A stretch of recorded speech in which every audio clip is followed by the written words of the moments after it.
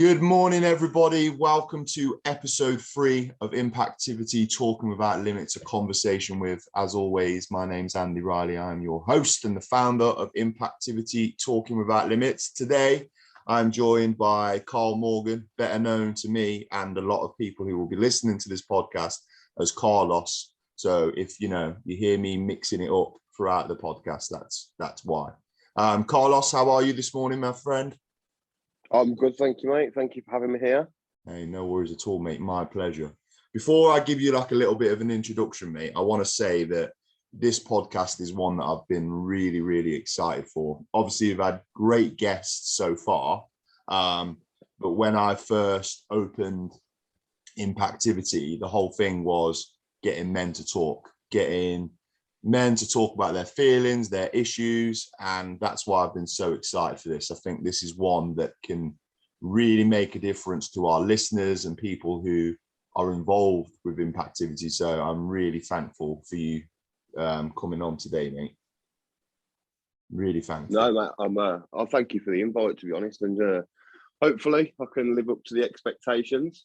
May not quite have the same qualifications as a couple of your previous guests, but what we're here for. We're here to talk and open up about everything. So looking forward to it. Yeah, mate. Don't put yourself down like that. You're overqualified. You're overqualified. No, is that what it is? 100%. So just a little introduction on Carlos before I pass it over to him. So he's on here today to talk about his diagnosis with borderline personality disorder and some of the symptoms that he's had to deal with before diagnosis and now what he's managing after diagnosis. He's also here to talk about supporting the use of sport and physical activity as part of a recovery process and I guess a coping mechanism with mental health issues. That's something that's big for me as well. And another big thing, if you've known Carlos before, and if not, we're essentially talking to a new man today. 7.5 stone weight loss. Which is absolutely incredible. We're going to be talking about that, but we're also going to be talking about that and the link to borderline personality disorder and what that's entailed. But a great journey and something that we're really excited to learn and listen about this morning, mate. So yeah, I'm definitely going to pass it over to you now. A little bit more of an in-depth background to your story, your diagnosis. And then we'll get going with some questions and put you in the hot seat. So over to you, mate. Yeah, no pressure. Okay, perfect. Right, so I had my diagnosis in August of this year. I think that subconsciously I'd probably struggled a lot more with my mental health than what I'd realised. My main coping mechanism had always been to try and keep myself busy. And not actually facing up to what my underlying issues were at the time. So I found myself being at work 70, 80 hours a week, or just being around people, which is good. But for most of that, it involved me doing things that I didn't necessarily want to do or need to do within my life, just as though I didn't have to think about what was going through my head, and I needed to face up to those issues, and it took me a long time to realize that. So borderline personality disorder, for myself anyway, I find it very difficult sometimes to face up to everyday occurrences, especially with the things and people that are quite close to me. So it could be something as basic as I'm meant to be meeting somebody for a coffee at 12 o'clock and they don't show up until 10 past 12. And then while I'm sat there waiting, going through my head is that I'm not good enough for this person to turn up on time, or not good enough for this person to let me know what's going on. And, as we all know, you can get held up at work, stuck in traffic. But at that moment in time, it's very hard for me to distinguish between those two different things. So that entails then a lot of problems within my own personal life, causing conflicts, So yeah, it was something I needed to face up to. I went through a stage probably for the last 6 months of beginning to self-harm, which wasn't a great place to be in at the time. It's not a great place for anyone to be in. And then that accumulated in August, where I ended up in hospital for 4 days. I took an overdose, so I had to be admitted into hospital. And I think that was the turning point for me, was spending that time in hospital and realising that this isn't a place that I want to be ever again. Mm-hmm. And that's what forced me and pushed me into doing something about it. And I think that looking back, you know, this has been something that's been potentially going on for 2, 3, 4 years at least. Mm-hmm. Without realising it. It's only when I look back at things now that I realise that that's what I was covering up for, you know, and I've linked that together and linked the way that I react to certain things back to that. And it's hard to explain. It's hard for me to explain to people, because when I'm in a clear state of mind like I am now, I look back and I think how stupid I was at the time, or how unreasonable I might have been in some of my requests, or the way that I reacted to things. Mm-hmm. But when I'm in that mind frame at that time, you know, it just seems like I'm always in the right, and that's not obviously always the way. So yeah, that's a little bit about how the condition makes me feel. Mm-hmm. And I'm sure there's other people out there, I'm hoping there's people out there who can relate to that as well, or may have felt like that at some times in the past, you know, and also realise that they're not alone in being that way. 100%. I would say that from a personal standpoint, that up until I've came out and spoken to people about this, people would have never have known or never put 2 and 2 together and thought there was something not quite right or anything. It's only when you come out and you speak about it that people can then take a little bit of step back themselves and start to notice the little things and the little signs, and it all starts to add up to them as well. Yeah, 100%. I think that's one of the most important things about this, and, you know, on my journey as well, is it's not just an overnight thing. You look back over things and it's years in the making, I guess. And it's just getting to that point where you need to have those important conversations. And I think you bring it up really well, that when you eventually do get to a point where you can bring up that conversation, you realize more than ever that you're not alone. I know from my story, you know, when I came out and spoke about my diagnosis with depression and stuff, people like you, other members down the rugby club and friends and family who were also struggling, you know, we've started to have these conversations naturally before this was even a business, before this was even a podcast. Just as friends, me and you had conversations, and both of us were like, oh, I didn't know that about you. And that's why we're doing this podcast. So that surprise of, oh, you're struggling isn't a thing. We need to be, you know, more approachable, I guess. Well, approachable is probably not the word, but more confident in coming forward to our friends and having that conversation, because you shouldn't be getting to a point where you've almost reached breaking point, I guess, to have that conversation. And to then get to that point and have people go, oh yeah, same here, or I've had some of those feelings as well. Yes, it's comforting, because you know you've then got someone to talk to who sort of understands. I know that everyone's diagnoses are different and they struggle with different things, but just having that little bit more understanding makes it easier to have a conversation. But we don't want to be getting to the point where you're at breaking point to have those conversations. And essentially that's what things like today hopefully does, is encourage people to have these conversations earlier. You know, listen, I'm having a bad day, la la la, and then you get that support earlier, which hopefully doesn't lead you to breaking point, you know. No, that's it. I mean, I think that's the great thing about today. It's just two men having a chat and talking, and hopefully that can show people as well that, you know, you can just go and meet your mate for a coffee and have a chat about how you're feeling. 100%. But also, I don't know about you, Andy, but for myself, sometimes it's not about talking about what's wrong with you. Yeah. Sometimes it's just being able to have a conversation with somebody about anything that's going on in life, work, the weather, general day-to-day chit-chat, banter, whatever it might be, that just gets you through that point of feeling so down and so low at the time. Yeah, 100%, 100%. And I think that's, you know, when we've been doing our, you know, our challenges, our Snowdon hikes, our Peak District and stuff, that is something that I've really aimed for. And in our workshops, the Impactivity workshops, that's something that I emphasize. Listen, yes, I'm here to talk about mental health issues. Yes, I'm here to talk about your support networks.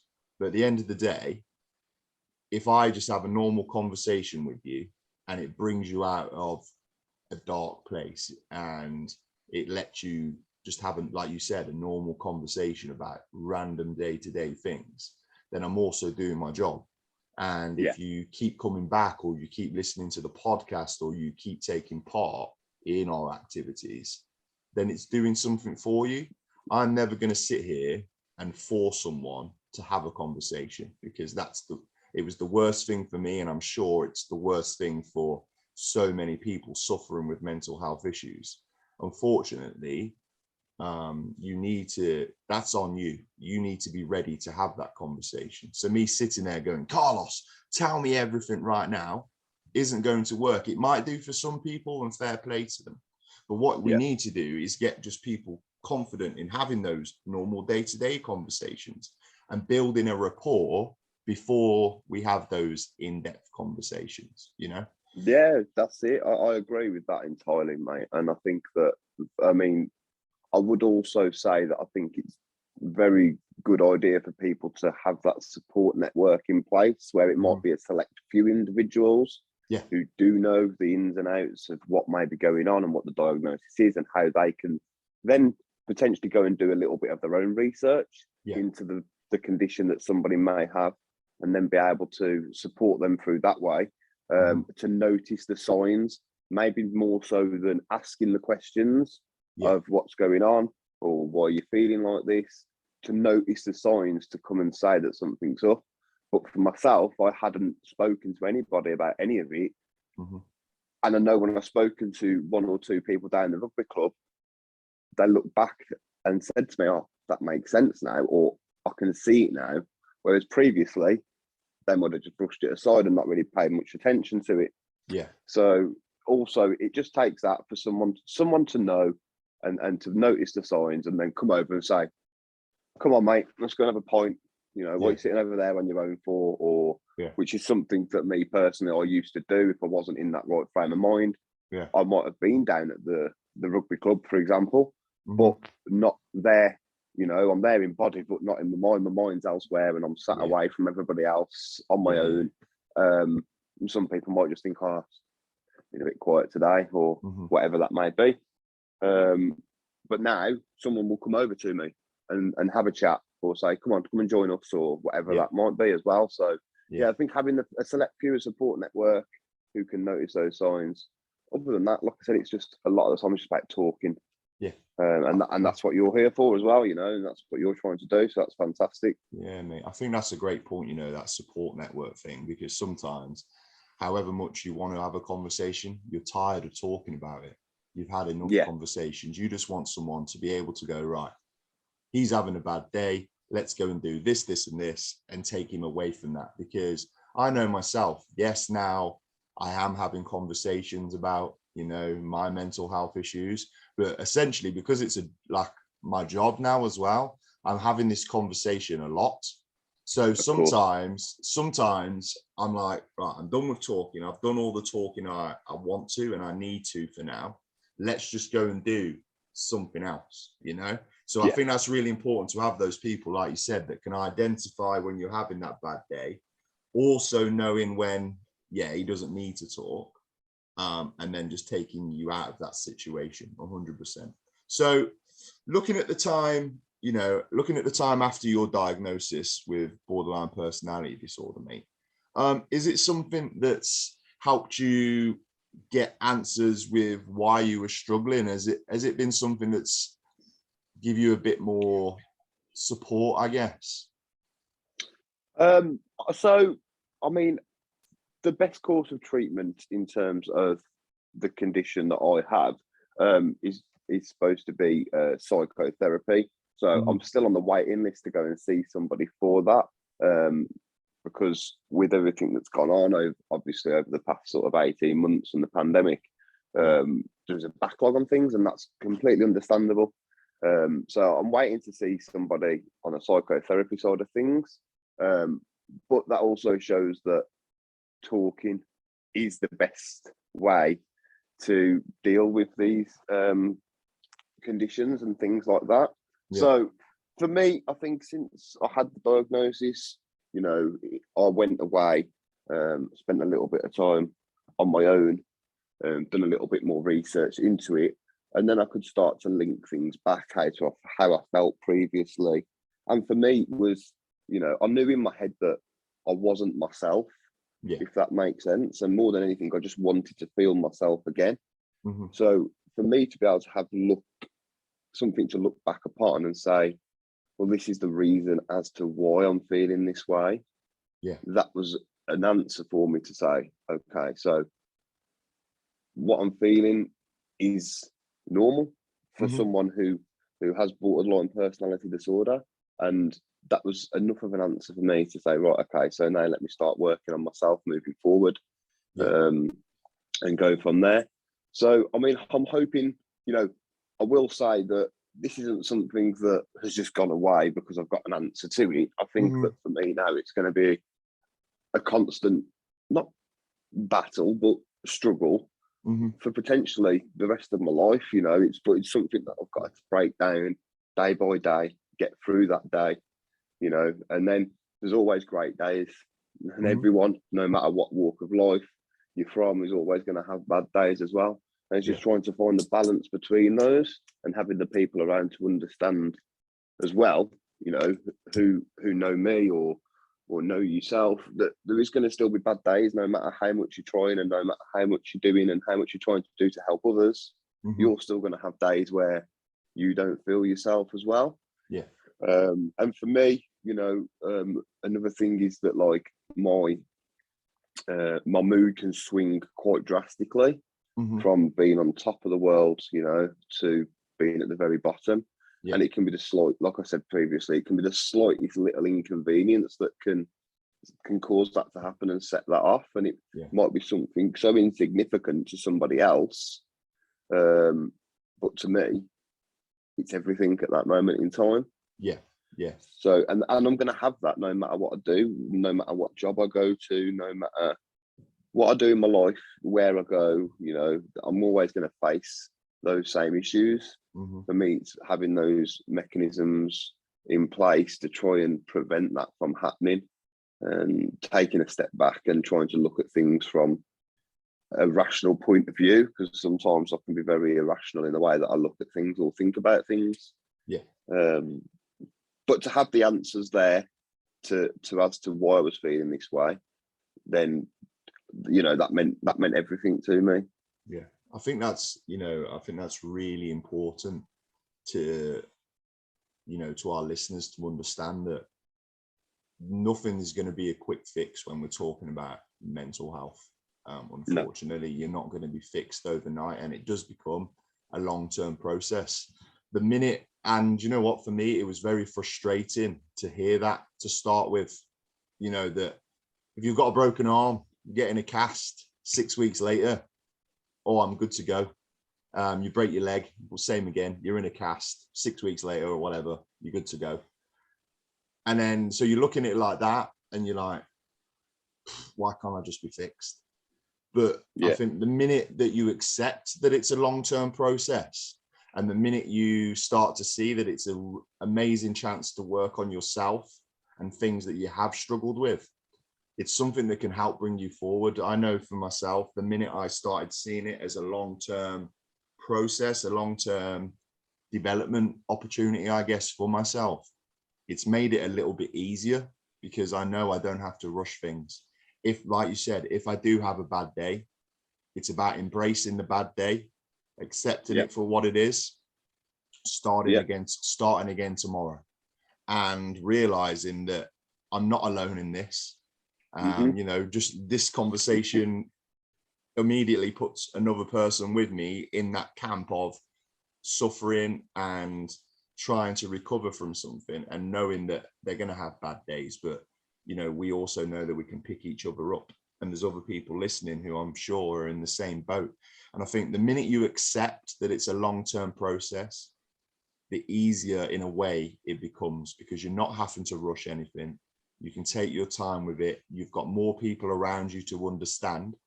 And yeah, I just think that's really something important that you've brought up there, that it's not going to be a quick fix, but be okay with that. Be okay with the fact that it's not going to be a quick fix. Yeah, and sort of embrace that. And one thing I would say is that, you know, me and yourself, I know that we've both looked at it in terms of something that needs to be fixed within ourselves. But, you know, people need to also remember that you're not broken. Yeah. You're not broken. Yeah. And you're trying to fix it within yourself to be a better person, maybe, or to be a happier person. But you're not broken. No. Just look at things differently to what other people may look at them at. Yeah. And that's the way I've tried to put it to myself, because I felt that way. I felt like I was broken. I felt like I wasn't myself. There's something wrong with me. And obviously, I do have this condition. However, just there's nothing wrong with being that way, and there's nothing wrong in admitting that to people. And I think that was the biggest thing for me to come out at first, and want to come out and told people, no one thinks any differently of me. No, which is probably what my biggest concern was. No one thinks any differently of me. Yeah. I'm hoping that nobody thinks better of me for it, because I wouldn't want that either. I just want to be me, and people to treat me for me, and that's it. That's all I want. 100%. And I think that, you know, that normalization of these conversations, that's what's gonna make that change. For me, there's been times before where I could have got help or gone and got support years ago, but my thing was, what are other people going to think of me? What are my friends going to think of me? What are my family going to think of me if I go to the doctors and get diagnosed with something? But you know what? Scrap that. If you're listening to this podcast right now, scrap that. And like Carlos just said, embrace it and realize that you're not broken. You are looking at things a little bit differently, but so what? That's what makes everyone unique. That's what makes everyone different. The minute you start to embrace the journey, I know for myself, if anything, when I got diagnosed with depression, not only did it give me answers, it also empowered me. It empowered me to go and do things and be like, right, I'm going to be living with this. I'm going to be battling against it or living with it for, like you said, maybe the rest of my life. Who knows? There's no point letting that win. I'm going to embrace it. It's part of me. And if you want to be on my journey, awesome. If you don't, all right, that's on you, you know? And that's the positivity, you know, that we need. And these conversations are what are going to bring a sense of being comfortable around these conversations out in people, you know, and make them realize that it's, you know, I say it all the time on different videos and posts, it's okay to not be okay. Whether that's just you being a little bit sad, or you have got depression, you've got anxiety, you've got all this, that is fine. Yeah. And the more conversations we have like this, the more, you know, I think people will be accepting of it, I guess. And can I just ask you a quick question as well, Andy? Yeah, of course. How many people would you say have distanced themselves or don't speak to you anymore because of this? Because I know for me, nobody that I know has distanced themselves or stopped speaking to me because I've come out and said that I have this condition. Not one. Yeah, 100%. I think that's really important. That people need to know as well. No one's going to walk away, because people, if they care about you, are going to want to be there to help you. Yeah, 100%. I'd completely back that up. Obviously, there's people that I'd rather have conversations with, but since I have come out and was quite open with being diagnosed with depression, and obviously made it even more open when I've made, you know, a company to support other people, not one person has turned their back on me. This is it. And I know myself, you know, I'm here today, and I'm going to have people listening to this podcast who know me, who I've never spoken to about this before. Not even just down from the rugby club, but also friends of years gone by, friends from university, friends from rugby league who I used to play with going back a long time ago, who I've never spoken to about this. And I also know that by the time this podcast goes out, that I'll be having people messaging me saying, I didn't know, I'm sorry I wasn't there. You know, and what happened, what I find tends to happen is people apologise to you for not noticing signs or for not being there, because they say, oh, I should have been there to help and support or whatever. But if you don't know, you can't help somebody. There may be people listening to this podcast who are going to say, potentially listening to it, and they think that might know somebody who's going through something, you know, but until you know, you can't do anything to help that person either. You know, 100%. So it's always good to step forward and ask people if they're okay or whatever, but try not to pressure somebody, like you said previously. You know, if you're trying to find out whether there's somebody who's going through mentally going through something that they're trying to deal with, you can't pressure them too much into talking about it either, because they will talk when they want to talk and they feel ready to talk, and you need to be able to notice that there's something not right, and you can ask the question. But what I found is, you know, people going on and on and on at me and asking me things definitely didn't make the situation any better for me either. It was nice to know that someone had noticed, but like you said, when you've been at work all day or you've been doing workshops or whatever, you know, you spoke about that time and time again, and that's not always something that you want to do. So if there's people out there who are thinking that maybe a friend or a relative's going through something that they might need help with, you know, definitely stand up and ask the questions and ask if they're okay, but try not to be too pressurized into it either, because that can have a negative effect, I would say. 100%. And that, you know what, that brings me on to my next question perfectly. Like, me and you spoke obviously before the podcast, we've spoke a few times over the last few months, and we've both really said that a lack of or a reluctance of wanting to talk, because yes, sometimes it has come from me, it definitely came from a place of, you know, man, like my pride of being a big man, but it also came from a place of being or thinking that I'd be misunderstood. But with more awareness being raised, you know, by companies like myself, or you're looking at like Mind, Calm and stuff, do you think that these conversations are starting to ease? Have you found it easier to have conversations with people now there's a little bit more awareness? Definitely so. I think that, I mean, I can't say 100% because I wasn't in this frame of mind going back maybe 5-6 years ago.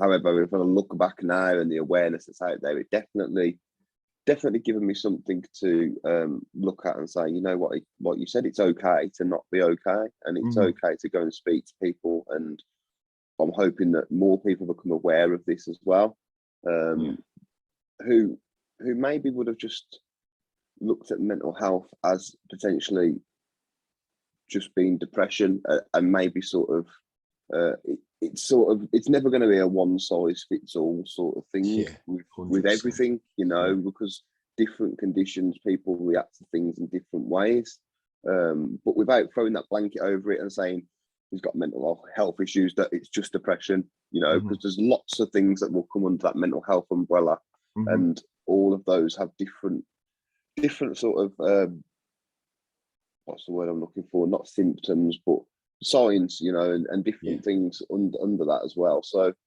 I think the awareness is definitely something, and for me, I think my awareness has been enlightened even more since I actually came out and started talking about it, because I've had other people come to me and talk to me about how they're feeling also, which maybe they might not have done before if I hadn't have come out and said something, you know. And then that's when you start to realise that you aren't alone either, in not just alone with dealing with these things, but not alone in battling with your mental health. And there's other people out there who are battling in silence, and that shouldn't be the way either. I think from my point of view as well. It's, yes, the awareness from like charities and amazing organizations that are bringing it to the forefront, and role models bringing it to the forefront. But it's that awareness of people becoming aware of your mental health issue, if that makes sense. I know for me, that's it. When I first, came out and was quite public with saying, oh, I've got depression and all this is what I've been struggling with, it was for me something that I wanted to do, to own it. But from that point, yes, the first couple of conversations with people face to face, like friends and that, I felt a bit uneasy when I was talking to them. Yeah. But since that's happened, I feel, because people are more aware and they're reading about it more in the media, or they're listening to things, those conversations have become so much easier. And I look back at it now, and those like just me and you, for example, the first conversation I had with you when I came back down the rugby club, I remember being like, probably like sweaty palms and stuff, like, what's Carlos going to think? What's, other people down the rugby club, what are they going to think? But once I got it out of my system and I'd spoke to you, I was like, right, Sam, now I've got an ally that I can, if I need to, bounce things off, and, vice versa. So I think, as well as it being awareness around mental health issues, and like you said, all the things that come under that mental health umbrella, it's being aware of people's situations as well. And I think that's where, when people start to understand that other people are suffering, that awareness there makes it, a lot easier to have conversations as well. This is it. And, people will only be more aware when you come out and talk about it as well, Yeah. So that just gets easier. 100%. That's all it is. 100%. So we've spoke about the rugby club an awful lot. I'll give him a little bit of a shout out now, just because we've spoke about him. We've got a big game tomorrow. So me and Carlos and a few of the listeners, we play for a club called Aston, Old Edwardians. Big up the boys. Yeah, exactly. Yeah, there's their shout out. I'll be ready for my commission tomorrow. I personally, think they've been, some of the boys in that have been absolutely amazing with myself, since I've opened Impactivity. And like you've said, you've had a lot of people give you support since, you've come out and spoke about your problems.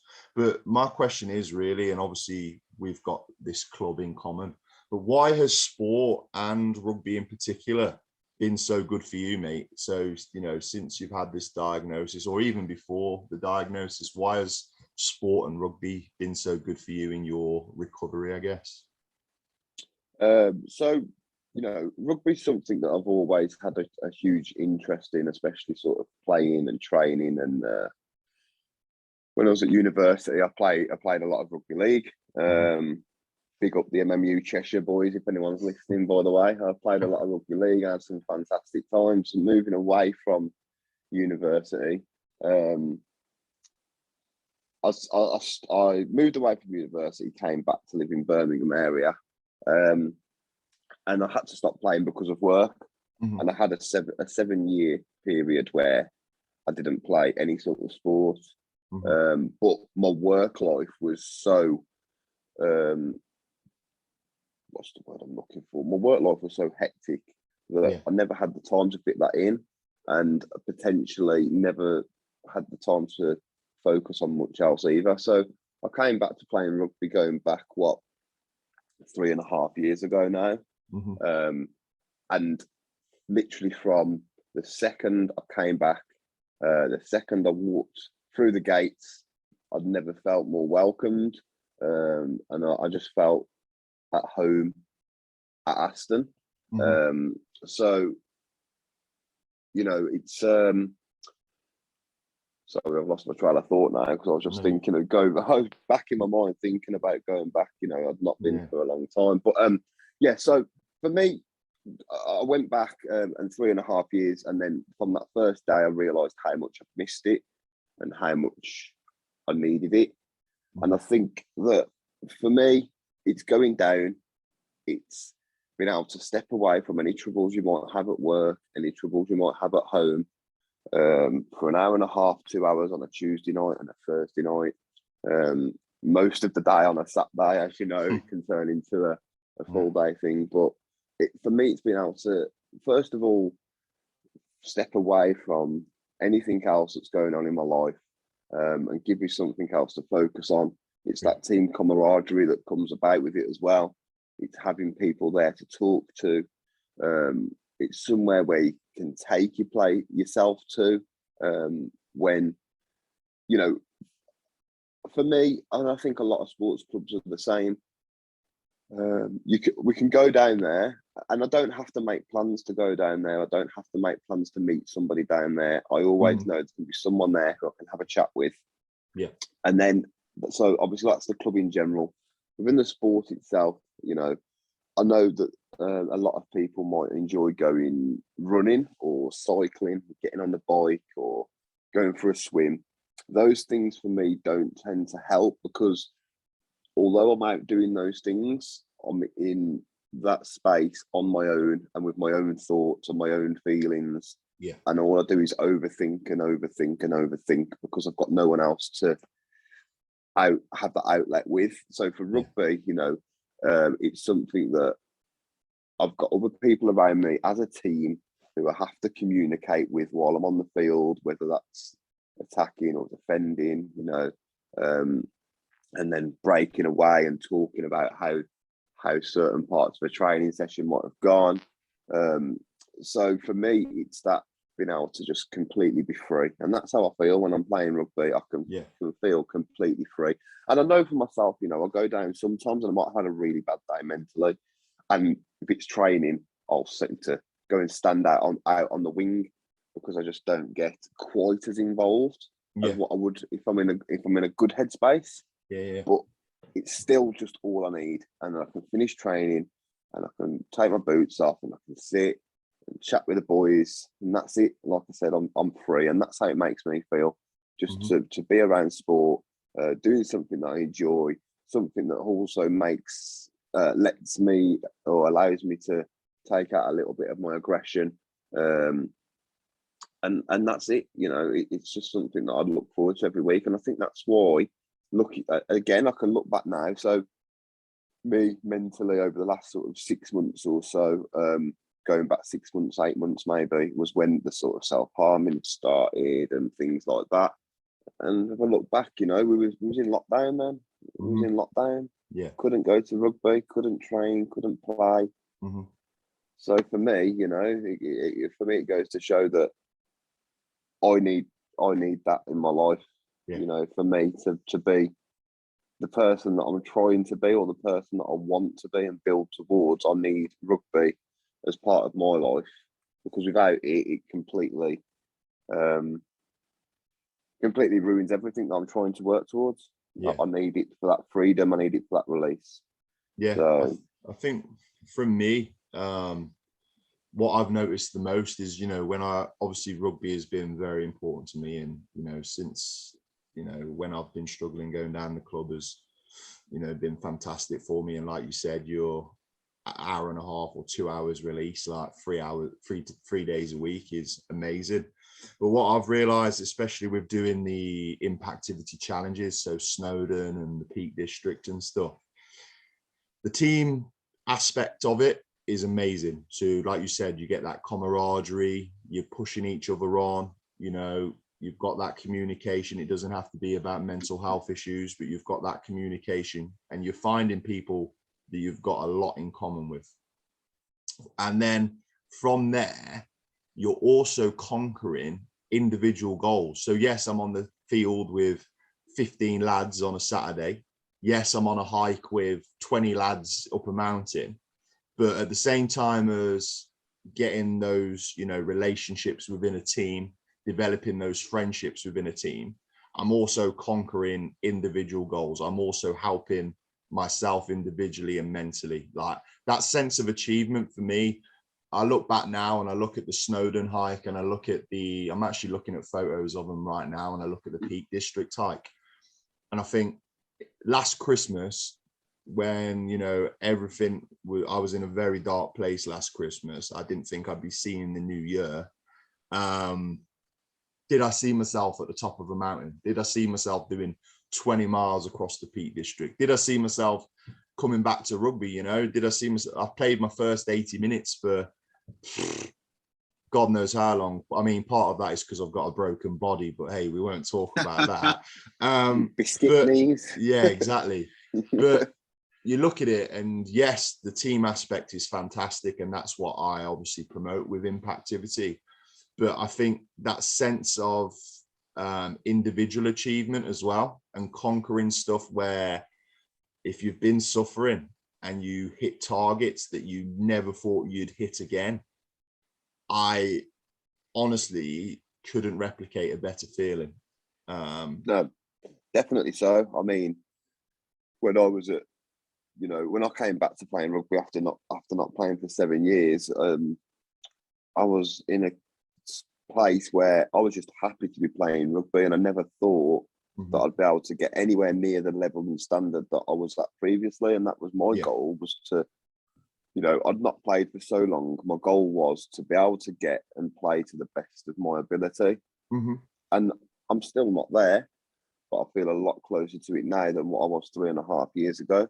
And I'm also at that stage where, and it's not possible for everyone, but if I have to miss a training session like I had to do last night because of work, it's not the be all and end all, but because I want to push myself to be the best player that I can be, I know I've got to commit to it as much as I possibly can.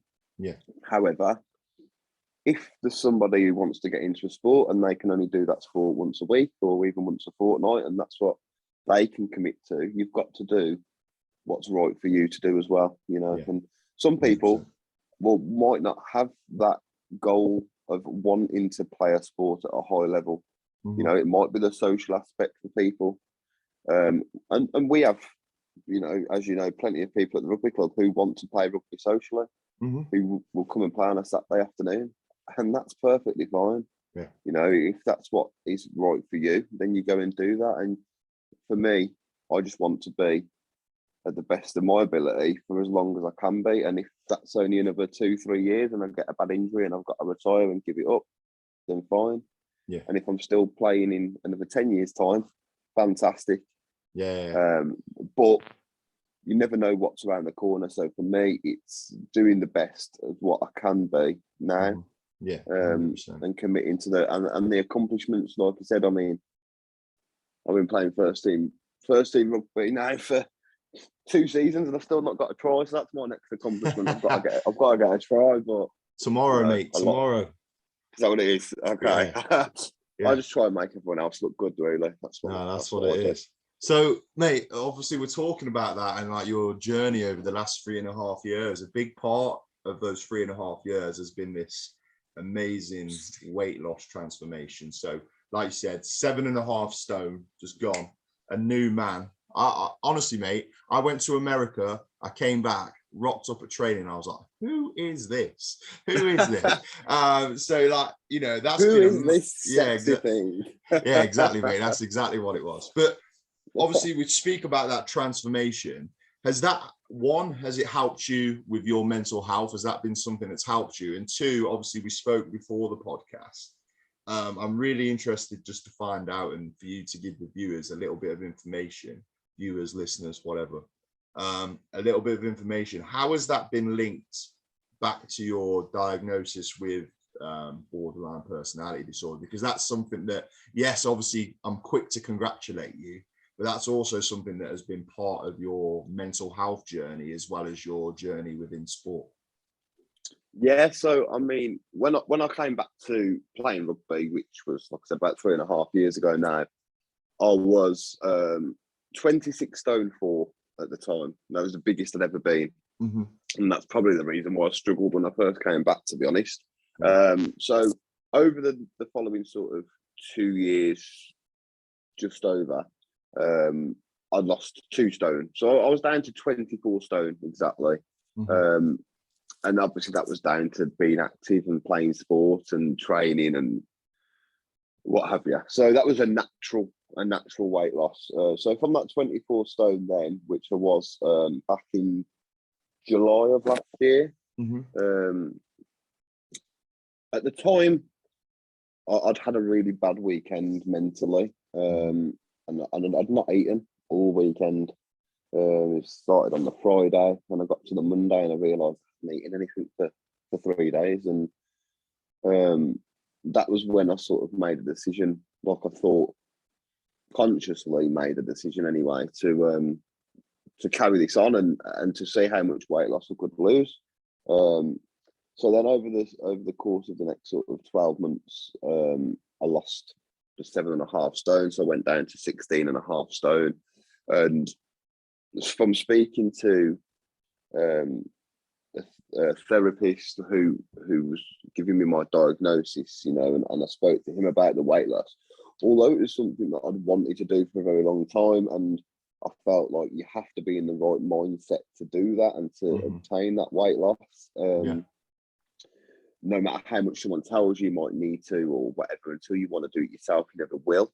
Then I was told that because of the condition that I have, that it's something that's quite common to happen to people, potentially not as drastically as what I did, but obviously I had a lot more weight to lose.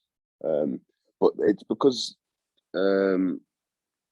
it gives you, when you feel like you're not in control of your life, when you feel like you're not in control of your life and people aren't there who might have said they were going to be there, who've got held up somewhere, or things at work aren't quite going your way, being able to control what you eat is something that you can do. Yeah. And that's sort of as a sort of a reason as to why this was happening. And I know when I look back at it now, I was almost borderline developing an eating disorder also, because I'd be very, very ridiculous almost in what I would allow myself to eat, not allow myself to eat, when I could eat, how many calories. It was literally counting calories of everything, weighing myself every morning, every evening. And I've broken away from that, and I've put about 4 pounds back on, which isn't great. So I have to nip that in the bud. But yeah, so for me, you know, it was still something that I'd always wanted to do. I always knew I needed to do, and I felt that I had to be in the right frame of mind to be able to do that. But it is linked back to the condition that I have, because, like I said, when I feel like I don't have control over anything that's going on in my life, that's something I can control. And I still have days like that from time to time now. You know, if I'm having a really bad day, I won't eat. And I'll get that feeling in the pit of my stomach, you know, that I know I'm hungry. But I'm almost very selfish within myself of no, I'm not eating today. You know, and that's not great. I know it's not great, but it's still hard for me to move away. And that's my coping mechanism, I think, sometimes, is to not eat, and it's not good. And, you know, there may be people out there who can relate to that as well. So, yeah, so although, yeah, fantastic, I've lost all this weight and it's what I wanted to do, and I feel better for it. And confidence-wise, I feel a lot better. Mentally, I feel a lot better for myself, being able to go out and buy clothes on the high street, which I'm sure is something with your height alone, you've probably struggled with as well, you know. Yeah, mate, 100%. It's nice to be able to go into somewhere and buy clothes that I've never been able to buy clothes from before. Yeah. The only downside now is that all the money I used to spend on takeaways, I've had to spend on jeans. Basically. Yeah, that's it. 100%. I think confidence is definitely something that's gone up. Good. Confidence in my appearance, confidence in the way that I hold myself, has definitely gone up drastically from the weight loss. But yeah, if you, again, you know, some people might be able to relate to that, seeing people that have lost a lot of weight over a short period of time. Because I was told, you know, with my weight loss was the same sort of level as what people who may have had a gastric band fitted or something. That's how much weight I had lost over that short period of time. You know, so it's always good to be aware of that also. As much as I wanted to lose the weight, there was also something else leading up, obviously, subconsciously, as to why that was happening when it happened. Yeah, I think that's really important to like bring up. Obviously, yes, we do celebrate it, but as you said, you were all almost sort of like an eating disorder level. Yeah. And that's something that obviously that we need to take on board, and yes, support it, but also make sure we're checking in and saying, hey, is this something, you know, that you're actually struggling with? Yes, he's dropping weight, but is it something that we need to check in with you? And I think that's a really important point that you've raised there, and it comes under that mental health umbrella again, doesn't it? You think, right, you might be suffering mentally, but then automatically you don't think about the relationship with food and the mental health issues, you know, anorexia, stuff like that, that people don't really associate with mental health issues, but they are a big part of it. And food does play a big part, whether that's you eat more because you're feeling a certain way, or like you said, eat less. And it's finding that balance. And like you said, you're coming on here today as part of your journey. You're still very early into your journey, but the fact that you're, you know, and you're accepting of getting that under control. So yes, I'm still losing weight, but I'm losing weight healthily. I think that's really important to encourage, you know, to keep an eye on that, because there's other factors apart from me, you know, not wanting to talk or me isolating myself. It might be exactly what you've just said, where someone might be overeating, undereating, anything like that. There's so many different things that people can see that may be contributing to a mental health issue. So I think that's a really great point, mate. So we're nearly at the end of the podcast. If you've, you know, tuned into the podcast before, which I'm assured you have, Yes, you know that we get to the famous guest or a listener Q&A. So you've survived so far. We're getting to the Q&A now. So just like every week, so people don't think that I'm nice to certain people than others, I told Sophie and Chloe their Q&As on their episodes. I also pre-told Carlos, so his answers can be absolutely incredible. So thank you once again for sending in your questions. So Carlos, you ready to hit the first one? A bit of quick fire. Yeah. The first one is from Dan, and he says, I want to get into rugby. What has made it so appealing to you?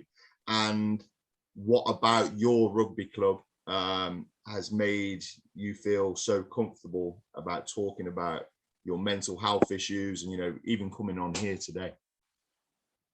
Right. So what I would say to Dan is do it, you know, go and have a look on Facebook, or have a look, Google it, and go and find a local rugby club and just take yourself down there. I mean, for me, when I went down to Aston, the way that I got involved with Aston was that I actually had taken my daughter down there to start playing, and I got asked to be involved within the coaching setup, and then from there moved on and developed and started playing again myself, which was fantastic.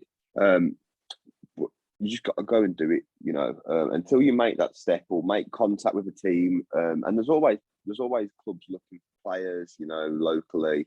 I think it's something that's come from the pandemic is a lot of players have sort of dropped away from the sport.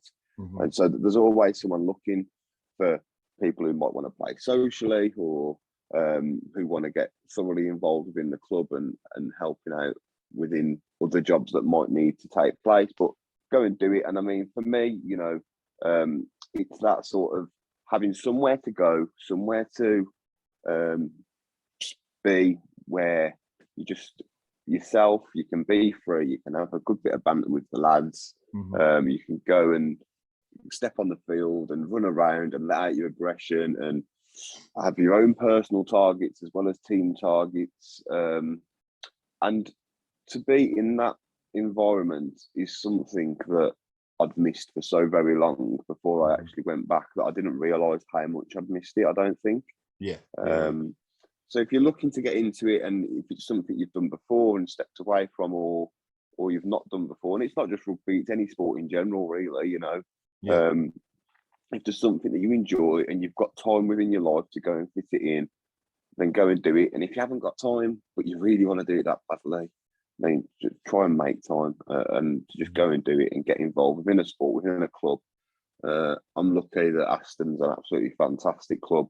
And it's also got, you know, a very good team spirit. It's a very family orientated club, and it's always somewhere that I can go and be myself and have a laugh and have a drink, whether it's one of the old boys or whether it's one of the young lads coming through. There's always someone there you can go and have a drink with, and no one judges you as much as you might think. You know, if it's something you haven't spoken about that you might be prejudged or whatever, it doesn't happen. I know it certainly doesn't happen at our club anyway. Yeah, 100%, mate. 100%. I couldn't agree more. You put it perfectly. Right, you ready for the next question? I am. There we go. So this one is from Darren, and he says, what would you say to anyone looking to get support with their mental health if they're struggling? So if you're struggling, I think, first of all, the first way that I sort of made initial contact with somebody was an online chat, an online sort of chat with someone who I can just type in how I'm feeling, and they'll relay back to me, rather than speaking to somebody over the telephone. You know, sometimes you're in that place and, you know, words don't always come out. So it's easier sometimes to text it through or whatever that might be, like an online chat, and make contact that way initially, and then they can always help point you in the right direction as well. Yeah. As we've said earlier today, it's not always a one size fits all, and what works for me might not necessarily work for you. I know sometimes I found it easier to open up to people who I didn't have a large emotional connection with, because I felt like I could then step away from that, and I wasn't being judged. I wasn't going to be talked about. It was just a friend at work who I could speak to, who never had any preconceptions of me, who's not going to go away and tell this, that, and the other person. It was someone I could go have that chat with, walk away from, who I trusted. So yeah, I think online chat is a very good way to have that initial conversation, and then they can help point you in the right direction, whether that be with Mind or with Calm, that they can do that for you. And that's what I found anyway to begin with. Yeah, 100%. Like you said, there's so many different options out there, you know, and like Carlos said, everyone has something that works for them.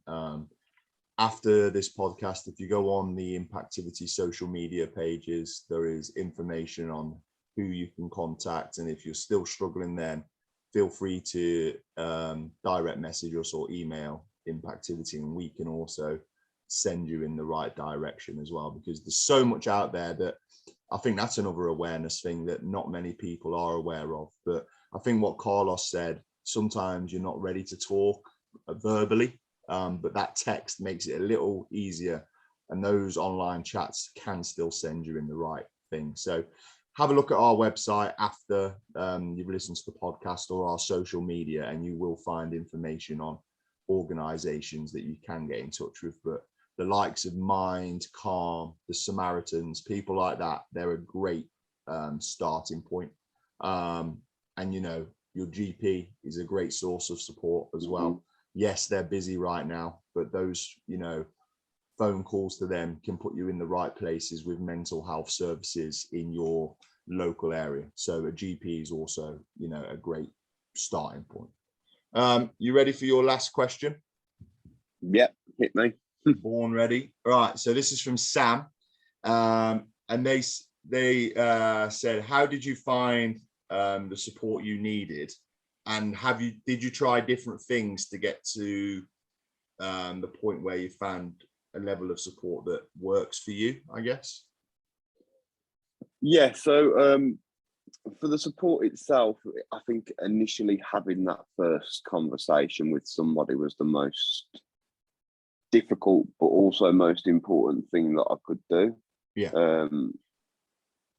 And honestly, once I'd had that first initial conversation, everything else sort of flowed naturally. In terms of support, I've got a select few individuals who know a lot more in depth about how I feel, about how I felt, who know the signs a lot more. It's difficult because for me, I struggled at one stage thinking that people was only bothered because they knew that there was something not quite right. And then I felt like you haven't bothered me before, sort of situation, you know. so I don't need you to bother with me now. And that's not the right attitude to have, you know, because if people don't know, you know, they're going about their own everyday lives, they're busy, you know. So so for support, you know, family, definitely start with family, because they're the people that will always be there no matter what, through thick and thin. You know, they're the most easily contactable. They're also people who care the most about you as well.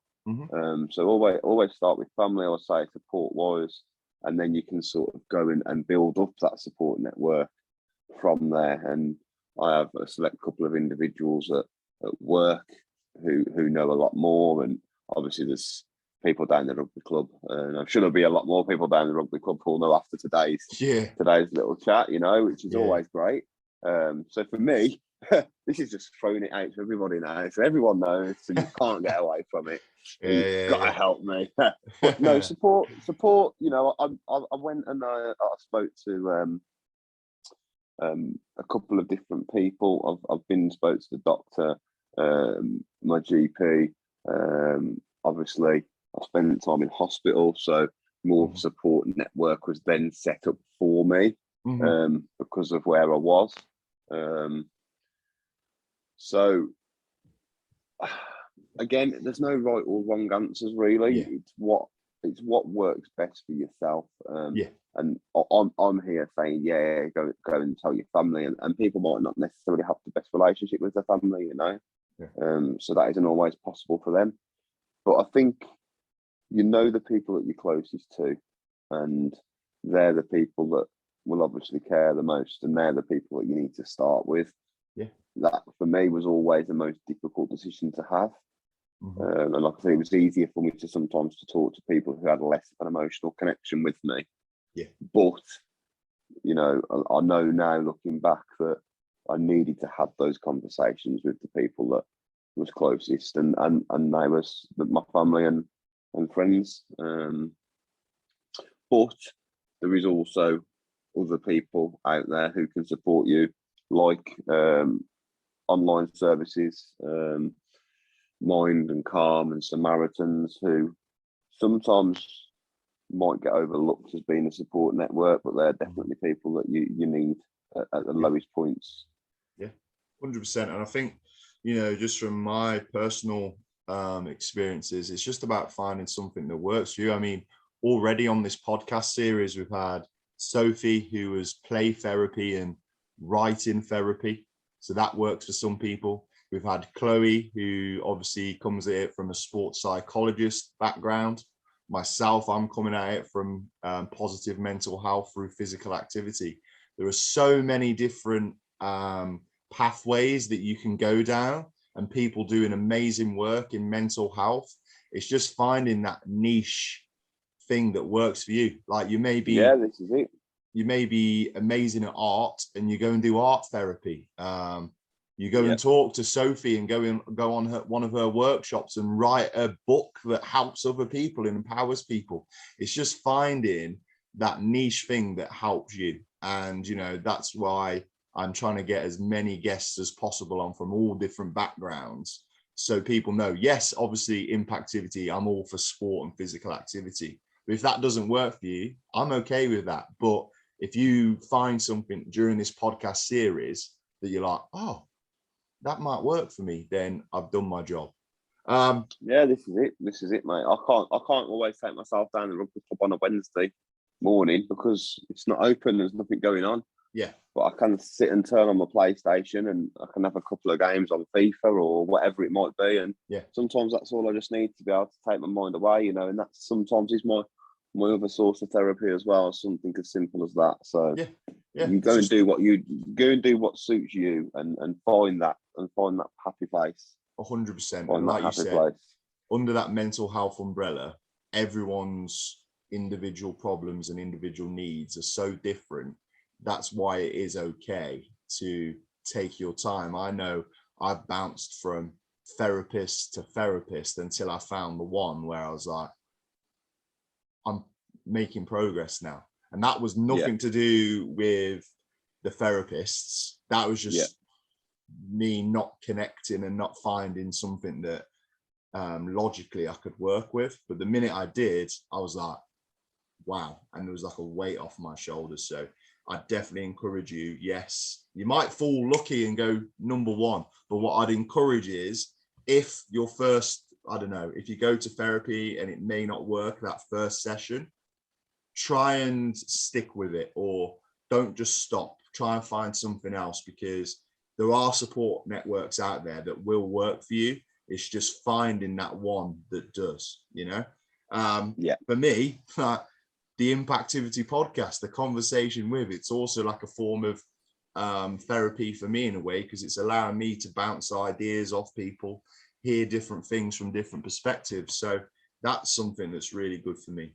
That brings us to the end of the podcast today. An amazing conversation. Wow. Yeah, mate. I think, you know, like I said at the start, this one was a little bit more emotional for me, I guess, because it's the first episode in the series where it's, you know, two men having a conversation, and it brings me, you know, sort of full circle since the time where I thought, right, let's make Impactivity a thing, to now. It's a bit full circle to be able to have a conversation with, you know, just a normal bloke, and talk about our mental health issues in such an open domain. I think it's like amazing, and I don't want to like brag too much, but I think it's incredible what we've done today, because there are not many podcasts out there. There's amazing organizations, but I think too many times still male conversations are not happening. And us doing this is just the start of something, you know, and there are amazing organizations. So. Yeah, there are amazing organizations that are starting to do this as well. But I think we need to really focus on male mental health. Yes, it's amazing, and I want to support everyone. Impactivity is inclusive. But these conversations for me are something that don't happen enough. So I really want to thank you for coming on today, mate. I really appreciate it. Really appreciate it's been an absolute pleasure. Us. Yeah, so thank you. Thank you. Yeah, so everyone, that brings an end to episode 3 of A Conversation With, the Impactivity Talking Without Limits podcast. Once again, big thank you to Karl Morgan for joining us this morning. If any of the issues raised today, or any of the conversations raised today, have affected you in any way, please don't hesitate to contact us, and we can put you in touch with the right support networks. If not, have a look at our website, our social media, and there'll be links to your support networks and information on how to get in touch with them. Join in with our next podcast. There are a few more amazing episodes coming and some amazing guests coming. We're available on YouTube and Spotify, but you all know that by now, my millions of listeners. Until next time, stay safe, and we shall speak soon. Thank you.